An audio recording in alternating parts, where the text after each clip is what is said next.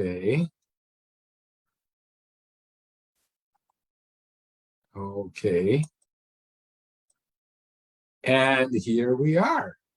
Another wonderful edition of the Children's Literature Channel for the New Books Network. I'm Mel Rosenberg, your host, and today I have a wonderful guest all the way in Dallas, Texas. So hello there, Rosie Pova. Hi, Mel. How are you? I'm excited to be here. I'm twice as excited. You should see me. I'm jumping up and down. Yeah, I can tell. Okay, and wonderful. And we're here to celebrate your illustrious career. You've published many books, and you have a new one out, which is all about success and failure, which is a subject that I love. Me too. Yeah, and it's so great to meet you. So maybe for the people who are watching, some people are only listening. Rosie, show us the beautiful book that just came out. Yes, there it is. With Ye Who. I'm becoming a big fan of right. that publishing house. Helen Wu has been on the show, Amalia Hoffman, and now you are. So, Ye Who. You. Okay, now show us the book. Oh, okay. There it is. The School of Failure. And then it says a story about success. Yes. Why does it have that subtitle? Well, I didn't want people to, assume that it's a sad book and we only fail and that's it, end of story. I wanted to include the story about success because failure is part of success. And that's just, part of the journey. And it doesn't end there. It doesn't have to end there. So. Okay. And the splendid illustrator is? It is Monica Filipina. Yes, she did a great job. She surprised me with a lot of the characters, and it was fun to work with her. It's really wacky. Can you show us some of the spreads? Yes, happy to. Okay, so I love the end notes too. Show us the end notes. Yes. Great end notes. Yes, she did. I don't know if you see those, but yeah. Splendid. All kinds of things that kids can, search for and just match from the other spreads. A lot of fun. And then this one. Look at the fairy godmother. And the one that's been the fairy godmother wanted to be a lawyer. The most popular is this one. Wow. So can you, for the listeners who aren't watching, the thousands of people in the podcast, can you explain what you see? Yes. So we see a dragon who is the fairy godmother. A total surprise to me. Then we see the three characters who attend the school to failure, and that's Cinderella, the non-evil queen, and Wilfred. And then we see the lost and found closet, which has so many things that kids can search for. And that's actually included in the lesson guide for teachers to use in the classroom and the library. And it's a lot of fun. So. Okay, we're going to talk about that irony because most of what we learn in school is that failing is bad. And you want your book to be taught, and it probably is taught in classrooms today. So that's really good. So you want to walk us through the story and where it came from? Yes, exactly. You're exactly right. When we think about school, we, absolutely assume that we should go to school because we need to succeed and we need to learn how to succeed. And it's all about success and skills and that. But nobody mentions ever or, often that failure is part of success, that making mistakes is necessary, sometimes. And that we learn from mistakes and we can keep going. And mistakes and failure, I call it like, once you start seeing failure as your friend and you're not even afraid of it, and you just learn from it, then it becomes a different game, so I wanted to bring attention to that, talking about the failure as part of success. Mhm. And at the end of the day, your three main characters end up succeeding at not exactly what they planned. Yes, yes, that's right. So they were afraid of failure. So all three characters are basically myself. It's an autobiography, but so one wanted to be perfect, one wanted to be famous, and one wanted to be liked. So they were totally afraid of making a mistake or being rejected or failing at anything. And they thought it was the end of the world, right? And being very dramatic about that when they failed their fairy tale auditions. So that's One how they second, end up. Rosie, we have enough time. We're talking about the book. So the wolf wants to be loved. He wants to be loved and liked. But he likes eating meat. He does. He does. And he even though he tries to sneak in a haiku in a magazine that's only for vegetables. So he's trying anything and everything to be liked and loved, and he thinks he's a good writer, and a poet. But that's really wasn't his calling, and it ended up being something else. And And Cinderella. Cinderella wanted to be famous, and she was trying to figure out what would make her famous. um and she couldn't decide, like there were so many things to try, and she wasn't sure. And so she had to give it some time. And She probably wanted to dance with the prince at the beginning, right? she did, yes, there were some challenges there too. And she thought maybe that would be the way to make her famous, to make herself famous. But again, that was not what got her to what she truly wanted to be and do. And the And non-evil queen. the non-evil queen I love decided to that. be a baker. um she just couldn't nail it for the longest time. What were her initial ambitions? Well, she thought baking was interesting, and not difficult. So she, it's just a piece of cake, right? And so Oh no! Oh, we started with the yeah, she puns. she thought, You why thought not? baking was a piece of cake, yeah, Yeah. And but it wasn't. she tried. She really gave it her best. She really did, but it wasn't working. So again, And what does the school of failure teach them? well, it teaches them to keep going, to not give up, and even when they fail, even when they make mistakes, and just um several other things, like you don't have to be perfect to be your best, and it's more important to like what you do than to be liked right, by everyone. So they learn quite a bit, and they do find their calling, and be happy, and end up being happy with that. But they find different callings, in a sense. Different, yes, yes.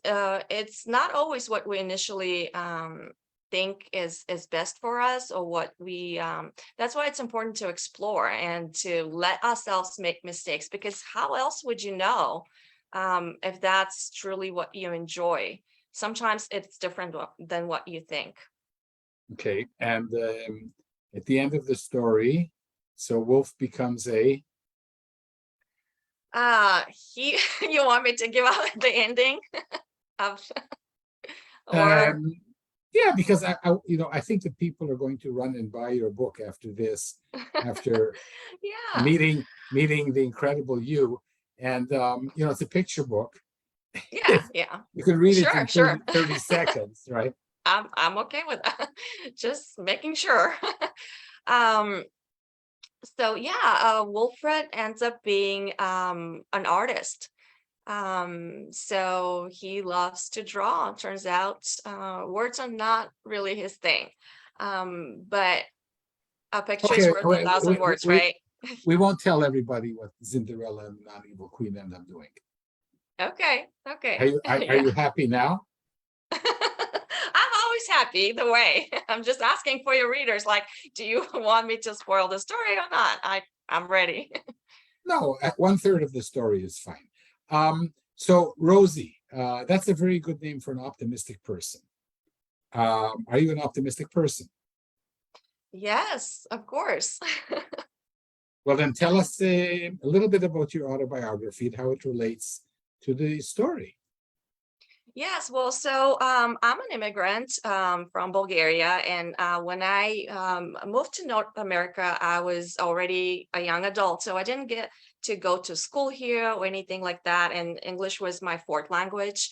Your So I fourth speak, language, yes, yes, so numero uno, Bulgarian, numero due, Russian in school, we had to, then Russian, yes, and говоришь then по-русски, French, можно говорить по-русски. да, конечно, Okay, and then French. On peut parler French, yes, I en went to français. Français, yep. Tu parles français aussi? Oui, oui, bien sûr. Incroyable, Ah, incroyable. c'est vrai. Le quatrième langue. So yeah, I went to French language school, and then my major was in French. So I really learned for the longest time. I was in love with French. That was my thing. And then, it's English. Well, briefly in university, I also learned some Italian, but that, yeah, I wasn't into it too much because, yeah, So when you came to America at yes, the age of 22, yes. your English wasn't good? Well, it wasn't perfect. I wasn't fluent. Like Ah, I was speaking some, because I learned some in school, but I wasn't fluent. So and I had an accent, and I was still trying to figure, not that I don't right now, but I was still trying to figure it out, and especially in, writing in English. So that was a bit of a challenge. And then when I decided to suddenly become an author, um 1 second, 1 second. Run us through the process, please. yeah, sure. So You wanted to be a baker and a haiku writer well, and to not dance in the with specific. princess. Okay, not yeah, yeah. um so building a new life, right, starting a new family in a new country. I had to work, of course. Didn't have kids at the time, newly married. And so I was trying to find a job. So we first lived in Canada, and my job, Yay. yeah, Where? Vancouver, BC. That's not really The Canada. What do you mean? That's the prettiest place. Oh, because people in Vancouver don't suffer enough in the winter to be true Canadians. Right, right. There's but that's why it's a lovely place to live, because you don't suffer as much in the winter. So yeah. So yeah, we lived there for a while, and the job that I got there was at the international airport. I was a security officer at the international airport. And so one day a customer told me to go back home, to go back to where I came from, because my English wasn't so good. So that was a bit hurtful, but hey, I didn't listen to him, right? So I enrolled in some more English classes. You went to the school And of failure. yes, exactly, exactly. I went to learn instead of, giving up. And and I was really, yeah, immersed at my job, and in this new country. And then I had a child, and then we moved to the United States, and I started reading picture books to her. And I've always been a writer, Mel. I just loved it all my life, writing essays and poetry as a kid in any language that I would speak, Bulgarian, French, you name it. I was just always writing. I was even rewriting when I was a teenager, those heartbreaking moments and whatnot. I was rewriting lyrics of famous songs just to, sing my soul and just get over whatever was going on. So that's how I process, always being creative, crafty, creative, and a writer. That was my escape, and a reader, of course, that was my escape. So when I started reading picture books to her, I really went back to that love of writing and reading. And picture books were very appealing to me. I thought I would love to write my own. And then I started thinking about publishing and becoming an author. And that was a crazy, crazy dream. Hold on a second. Um, As a young child, a 5-year-old, did you have many picture books in Bulgaria? I have no idea. no, actually, I didn't. I don't remember having many picture books. At that time, it was maybe just a few fairy tales. I don't even remember my parents reading books to me. It was more like my grandparents were telling me stories, and I really loved that. But I had a vinyl of Cinderella, and that I used to play it over and over and over like a million times. I knew it by heart, and that was the thing I enjoyed: the princess and the happy ending, and there was lovely music, and it was just the greatest thing. I remember that You see, story and the Rosie, so voices. we write our 5-year-olds into our stories for 5-year-olds. Yes, pretty much, I guess. Yeah, So just continue with your Cinderella story, because anybody who's listened to this interview knows that people like you are one in a zillion. It's so rare. I mean, we all want to be children's book writers. To find an agent, a traditional publishing house, 1 in 5,000, to have successful books, and more than one in 50,000. You're a rare breed, People are going thank to you. listen to this program, and they're going to learn 4 languages now. Yeah, So okay, I so would encourage them. so you're in Dallas with a young child, you're reading to him or her, and you say, "Oh, this is what I want to do." Yeah, well, before Dallas, we kind of used to move around. I used to live in South Carolina, and then California for a while. So it's been a few places, but we finally decided to settle in Dallas.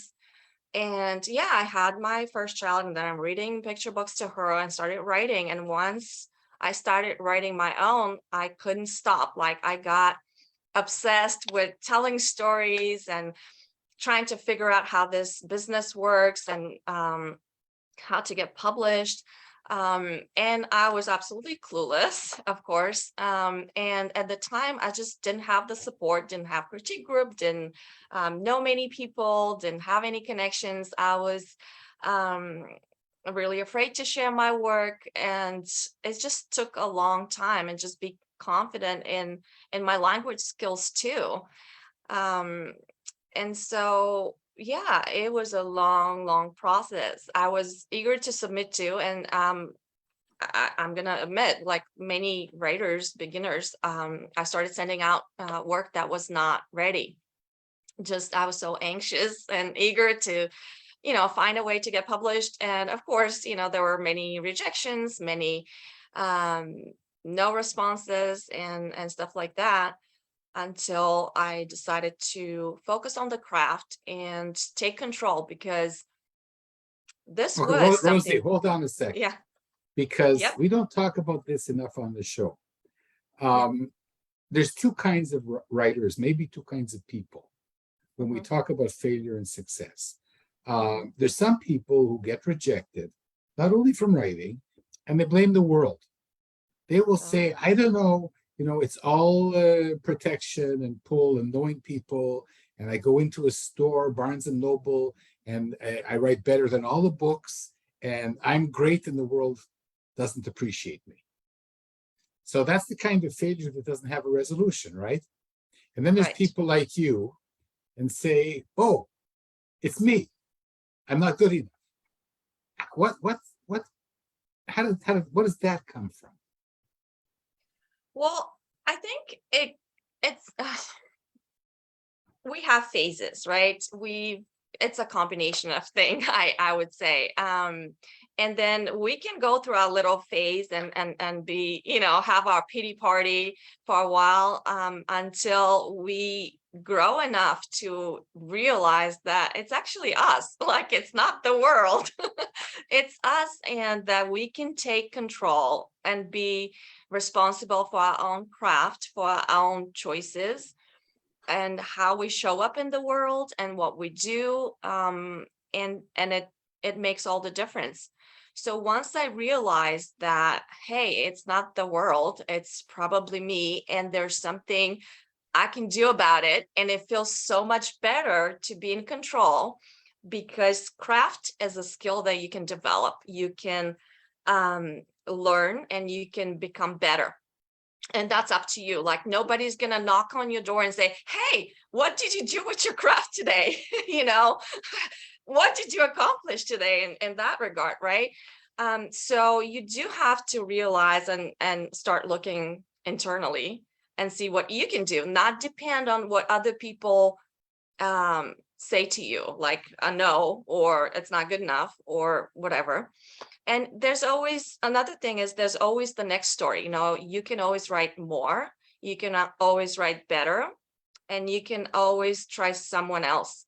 Like, sometimes if it's not a good fit, then that's that. You don't want to work with someone who's not passionate about your work. It's both ways. Like, you want to work with them, but they have to also want to work with you and be passionate about your story, get it really, and be invested in it. Okay, So it goes both ways. okay, eventually found an agent first or a publisher first? So I eventually, yes, found an agent with a middle grade novel.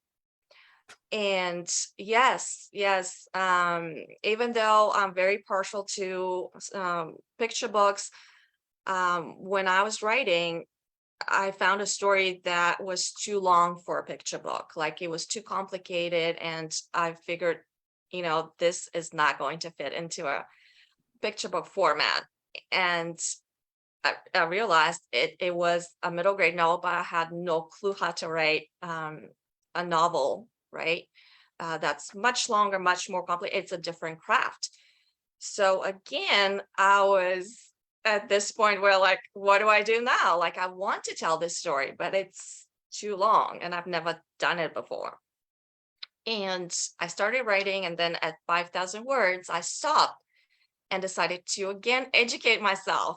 So for the next 6 months, I just read middle grade novels and books on the craft, just to figure out how to tell this story. But I was really determined to finish it. I was stubborn, determined, committed, whatever you want to call it. And at that time, I found a critique group, which made all the difference, through the SCBWI. Mhm. And then we were meeting in person at a Barnes and Noble Starbucks. So every week I had to bring a new chapter, and that's what kept me going. And after a year and a half, I did finish the novel. So that was the backstory. But to answer your question, yes, that was the book that actually, at submission number 116, found an agent. And she was Who was the really, agent?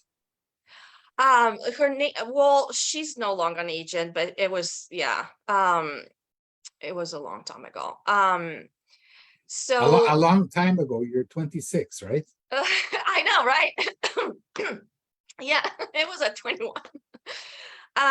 But so she was really passionate about the story and all that, and we shopped it. Our contract was for a year, but then it didn't sell. It got closed a couple of times. but it didn't sell. And then we parted ways because she wouldn't represent my picture books. And so that was agent number one, but I was getting somewhere. That was a big boost in confidence. You know, I finally had an agent. And so, and then after that, Second, we might have lost. you froze. I don't know what I can't hear you, Mel. Uh-oh. I don't know if it's me, my connection, or, but oh, okay. I'm just gonna wait for Mel to come back. I think something went wrong with his connection.